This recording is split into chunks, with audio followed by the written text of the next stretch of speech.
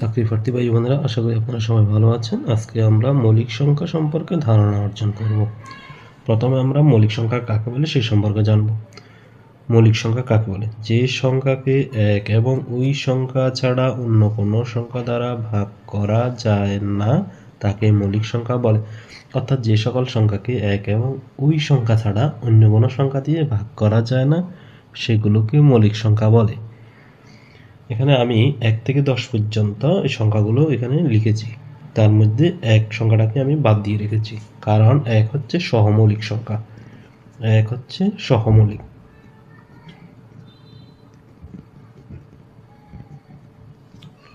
এক ছাড়া এখানে যে 2 থেকে 10 পর্যন্ত বাকি যে সংখ্যাগুলো আছে, এই সংখ্যাগুলোর ভিতরে কোন কোন সংখ্যাগুলো মৌলিক সংখ্যা সেগুলো আমরা বের করতে চেষ্টা করব। প্রথমে আমরা 2 সংখ্যাটাকে কোন কোন সংখ্যা দিয়ে ভাগ করা যায় এটা আমরা একটু নির্ণয় করে দেখি। 2কে 2 দিয়ে ভাগ করা যায়। 2 দিয়ে 2কে ভাগ করলে ভাগফল 1। আবার 2কে 1 দিয়েও ভাগ করা যায়, তাহলে ভাগফল হবে 2। এছাড়া 2কে আর অন্য কোনো সংখ্যা দিয়ে ভাগ করা যায় না। তাহলে 2কে 1 এবং 2 ছাড়া অন্য কোনো সংখ্যা দিয়ে ভাগ করা যায় না। তাই 2 একটি মৌলিক সংখ্যা। কারণ আমাদের এখানে যে প্রশ্ন সূত্রটা রয়েছে তার ভিতরে বলা আছে 1 এবং ওই সংখ্যা ছাড়া অন্য কোনো সংখ্যা দিয়ে ভাগ করা যায় না। তাহলে 2কে 2 ছাড়া এবং 1 ছাড়া অন্য কোনো সংখ্যা দিয়ে ভাগ করা যায় না, তাই 2 মৌলিক সংখ্যা। এরপর আমরা 3 সংখ্যাটি দেখি। 3কে 3 দিয়ে ভাগ করা যায়, ভাগ করলে ভাগফল হয় 1। আবার 3কে 1 দিয়ে ভাগ করা যায়, তাহলে ভাগফল হয় 3। তাহলে এটাও মৌলিক সংখ্যা, কারণ 3কে 3 এবং 1 ছাড়া অন্য কোনো সংখ্যা দিয়ে ভাগ করা যায় না, তাই 3 মৌলিক সংখ্যা। এরপর আমরা 4 সংখ্যাটা একটু দেখি। 4কে কোন কোন সংখ্যা দিয়ে ভাগ করা যায় এটা একটু আমরা দেখি। 4কে প্রথমে আমরা 4 দিয়ে ভাগ করে দেখি। 4কে 4 দিয়ে ভাগ করলে ভাগফল হয় 1। 4কে যদি আমরা 2 দিয়ে ভাগ করি তাহলে ভাগফল হয় 2। 4কে যদি আমরা 1 দিয়ে ভাগ করি তাহলে ভাগফল হয় 4। তাহলে 4 সংখ্যাটিকে 1 এবং 4 ছাড়াও অন্য সংখ্যা দিয়ে ভাগ করা যায়, যেমন 4কে 2 দিয়ে ভাগ করা যায়। তাহলে এখানে 4কে মোট 3টি সংখ্যা দিয়ে ভাগ করা যায়। আবার 2কে আমরা এখানে 2কে যখন আমরা ভাগ করেছি তখন আমরা 2টি সংখ্যা দিয়ে ভাগ করতে পেরেছি। 3কেও ঠিক একই রকমভাবে 2টি সংখ্যা দিয়ে ভাগ করতে পেরেছি।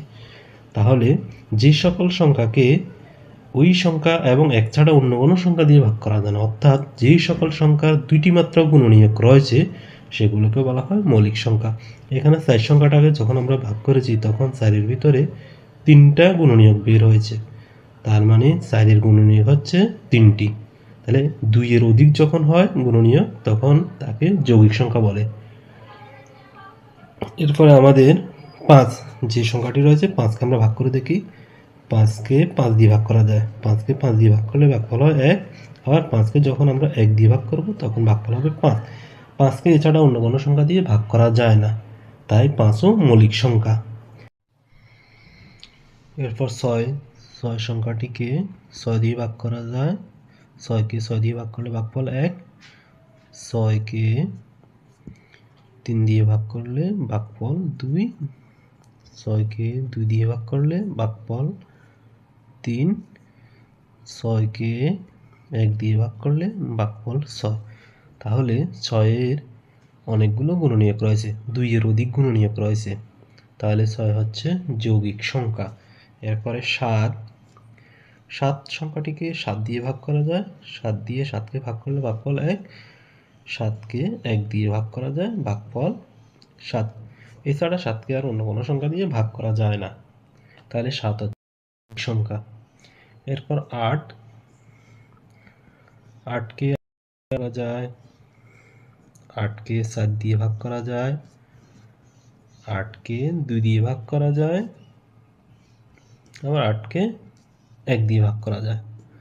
তাহলে 8-এর অনেকগুলো গুণনীয়ক আছে, 2-এর অধিক গুণনীয়ক রয়েছে, তাহলে 8 হচ্ছে যৌগিক সংখ্যা। 9কে 9 দিয়ে ভাগ করা যায়। 9কে 3 দিয়ে ভাগ করা যায়। 9কে 1 দিয়ে ভাগ করা যায়, তাহলে 9-এরও 2-এর অধিক গুণনীয়ক রয়েছে, তাই 9ও যৌগিক সংখ্যা। 10ও যৌগিক সংখ্যা, কারণ 10কে 1 এবং 10 ছাড়াও 2 এবং 5 দিয়ে ভাগ করা যায়। তাহলে আমরা এখন যে এখানে 1 থেকে 10 পর্যন্ত যে সংখ্যাগুলো লিখেছি তার মধ্যে আমাদের মৌলিক সংখ্যা হচ্ছে 2, 3, 5, 7। এগুলো হচ্ছে মৌলিক সংখ্যা, কারণ এই 2, 3, 5, 7কে 1 এবং ওই সংখ্যা ছাড়া অন্য কোনো সংখ্যা দিয়ে ভাগ করা যায় না। তাই 2, 3, 5, 7 মৌলিক সংখ্যা। আর এখানে আমি 1 থেকে 10 পর্যন্ত যে সংখ্যাগুলো লিখেছি তার মধ্যে 1 হচ্ছে সহমৌলিক সংখ্যা। এটা মৌলিক সংখ্যাও না, যৌগিক সংখ্যাও না, এটা হচ্ছে সহমৌলিক সংখ্যা। তাহলে আমরা 1 থেকে 100 পর্যন্ত মোট কতটি মৌলিক সংখ্যা রয়েছে সেটা সম্পর্কে আমরা একটু জানতে চেষ্টা করব।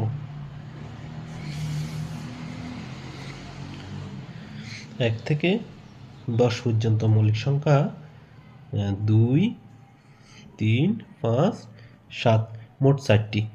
2, 3, 5, 7 মোট 4টি। এরপরে 11 থেকে 20। 11 থেকে 20-এর ভিতরে মৌলিক সংখ্যা হচ্ছে 11, 13, 17, 19। মোট 1, 2, 3, 4, 4টি। এরপরে 21 থেকে 30 এর ভিতরে মৌলিক সংখ্যা হচ্ছে 23 এবং 29, মোট 2টি।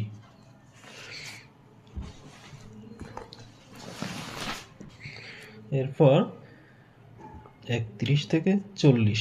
31 থেকে 40-এর ভিতরে মৌলিক সংখ্যা 31 এবং 37, মোট 2টি।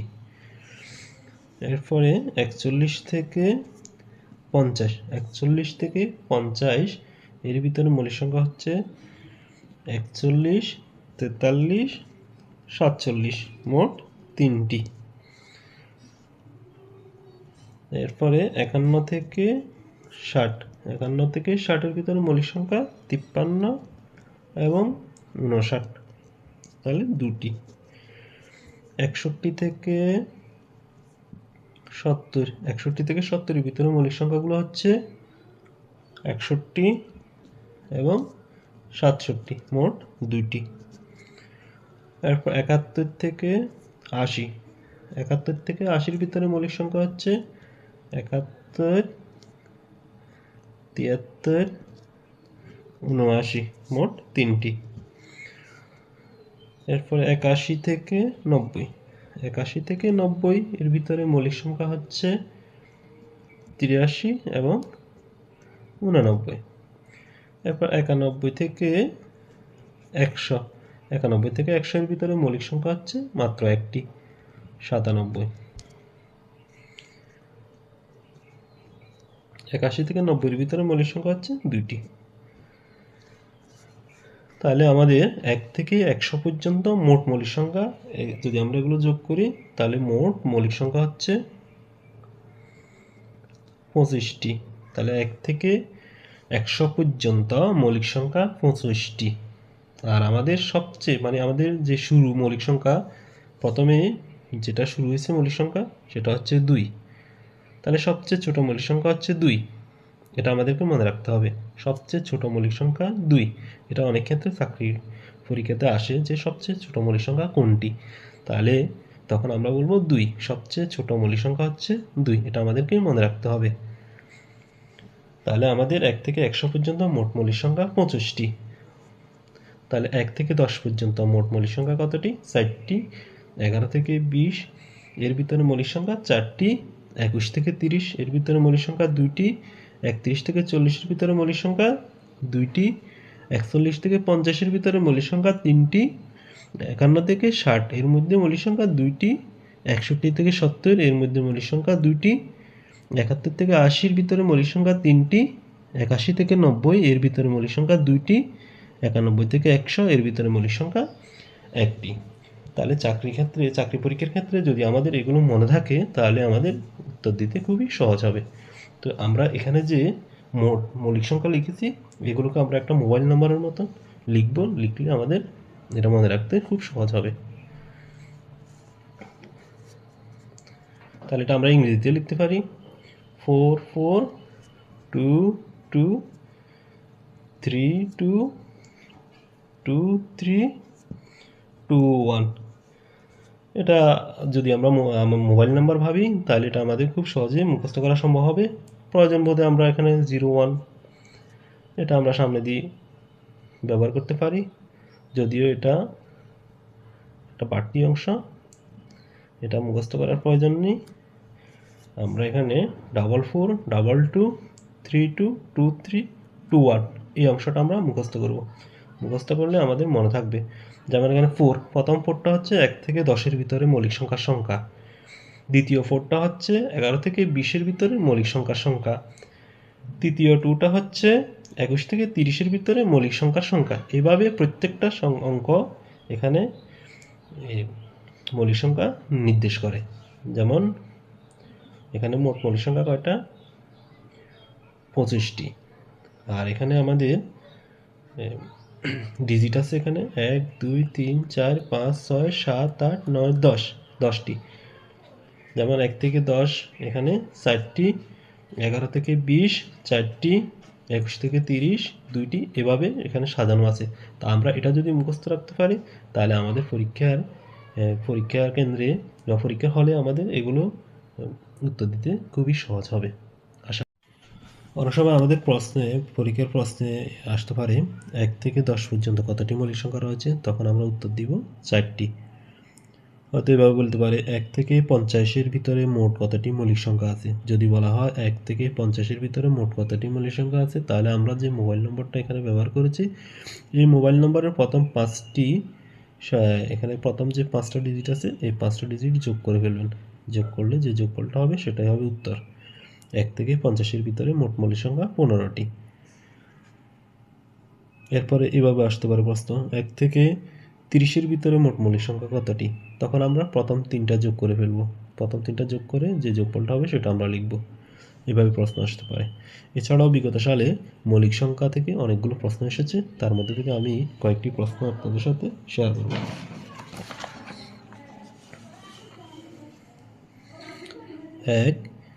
1 থেকে 10 পর্যন্ত সংখ্যার মধ্যে মৌলিক সংখ্যা কয়টি? তাহলে আমাদের উত্তর হবে 4টি। এরপরে আরেকটি প্রশ্ন আছে 1 হতে 30 পর্যন্ত কয়টি মৌলিক সংখ্যা আছে? সেখানে আমাদের প্রথম 3টি, যে মোবাইল নাম্বার যেটা আছে এটার প্রথম 3টি যোগ করে ফেলবেন, তাহলে উত্তরটা বের হবে। এরপরে 3 নম্বর প্রশ্ন আছে জোড় মৌলিক সংখ্যা কয়টি? জোড় মৌলিক সংখ্যা কয়টি? তাহলে আমাদের যে মৌলিক সংখ্যাগুলো রয়েছে তার মধ্যে শুধুমাত্র একটি সংখ্যাই জোড়, সেটা হচ্ছে 2। তাহলে জোড় মৌলিক সংখ্যা একটি, এটা মনে রাখতে হবে আমাদেরকে। আরেকটা প্রশ্ন আছে সবচেয়ে ছোট মৌলিক সংখ্যা কোনটি? আমাদের সবচেয়ে ছোট মৌলিক সংখ্যাটা হচ্ছে 2। 2 থেকেই মৌলিক সংখ্যা শুরু হয়।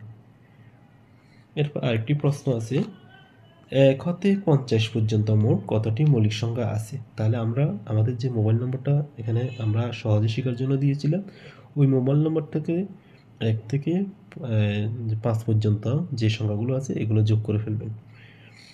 এরপরে 6 নম্বর প্রশ্ন 60 থেকে 80-এর মধ্যবর্তী বৃহত্তম ও ক্ষুদ্রতম মৌলিক সংখ্যা অন্তর্গত। 60 থেকে 80, তাহলে 60 থেকে 80-এর ভিতরে, তাহলে 60 থেকে 80-এর মধ্যবর্তী, মাঝামাঝি, মানে 60 থেকে 80-এর ভিতরে যে সংখ্যাগুলো মৌলিক সংখ্যাগুলো আছে তাদের মধ্যে সবচেয়ে বড় মৌলিক সংখ্যা এবং সবচেয়ে ছোট মৌলিক সংখ্যা প্রথমে আমাদেরকে বের করতে হবে। তাহলে 60 থেকে 80-এর ভিতরে সবচেয়ে ক্ষুদ্রতম মৌলিক সংখ্যা হচ্ছে 61, আর সবচেয়ে বড় মৌলিক সংখ্যাটি হচ্ছে 79। তাহলে এই দুইটা বিয়োগ করলে যে বিয়োগফলটা হবে সেটাই আমাদের উত্তর হবে। 9 থেকে 8 বিয়োগ করলে 9 থেকে 1 বিয়োগ করলে 8, 7 থেকে 6 বিয়োগ করলে 1, 18। তাহলে এটার উত্তর হবে 18। এরপরে আরেকটা প্রশ্ন আছে 40 থেকে 70-এর ভিতর সবচেয়ে ছোট ও বড় মৌলিক সংখ্যা কোনগুলো? এখানে অপশনগুলো দেওয়া নেই। 40 থেকে 70-এর ভিতর সবচেয়ে ছোট ও বড় মৌলিক সংখ্যা কোনগুলো? এটাও ঠিক আগের প্রশ্নটার মতনই হবে। 40 থেকে 70-এর ভিতরে সবচেয়ে ছোট ও সবচেয়ে বড় মৌলিক সংখ্যা কোনগুলো? তাহলে এটা আমরা এখান থেকে বের করে নিতে পারি। যেমন 40 থেকে 70-এর ভিতরে, তাহলে সবচেয়ে ছোট মৌলিক সংখ্যা হচ্ছে 41, আর সবচেয়ে বড় মৌলিক সংখ্যা হচ্ছে 67। তাহলে 40 থেকে 70-এর ভিতরে সবচেয়ে ছোট মৌলিক সংখ্যা 41 আর সবচেয়ে বড় মৌলিক সংখ্যা হচ্ছে 67।